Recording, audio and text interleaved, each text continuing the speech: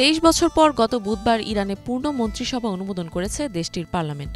নতুন মন্ত্রিসভায় জায়গা পেয়েছেন ১৯ জন মন্ত্রী।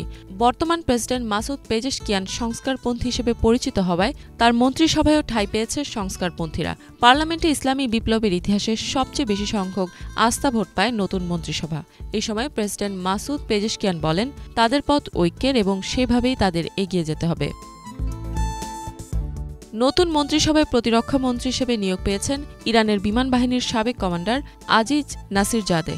বৃহস্পতিবার আজিজ নাসিরজাদে তার নতুন মিশন নিয়ে কথা বলেন। ইরানের প্রতিরক্ষা ও প্রতিরোধ ব্যবস্থায় অগ্রগতি চলমান রাখতে যা যা করা প্রয়োজন সেসব নিয়ে আলোচনা করেন নতুন এই প্রতিরক্ষা মন্ত্রী। বৃহস্পতিবার জাতীয় প্রতিরক্ষা সক্ষমতা বাড়ানোর প্রয়োজনীয়তার উপর জোর দিয়ে আজিজ নাসিরজাদে বলেন, চলমান বাধা বিপত্তি হটাতে তারা প্রযুক্তিগত উন্নয়নে কাজ করবেন। নাসিরজাদে এ সময় ইরানের প্রতিরক্ষা ব্যবস্থার তাৎপর্য তুলে ধরেন। তিনি বলেন, ইরানের প্রতিরক্ষা টিমের আত্মবিশ্বাস ও আত্মনির্ভরশীলতা রয়েছে। গত কয়েক বছরে ইরানের সামরিক বিশেষজ্ঞ এবং প্রকৌশলীরা বিস্তৃত পরিসরে দেশীয় অস্ত্র তৈরিতে উল্লেখযোগ্য সাফল্য অর্জন করেছে, যা ইরানের সশস্ত্র বাহিনীকে স্বয়ংসম্পূর্ণ করতে ব্যাপক ভূমিকা রেখেছে।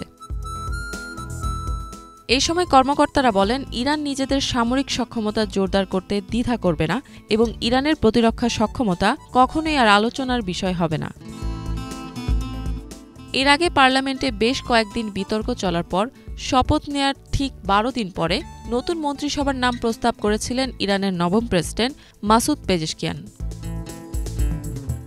ইফাত জাহান, বাংলাভিশন।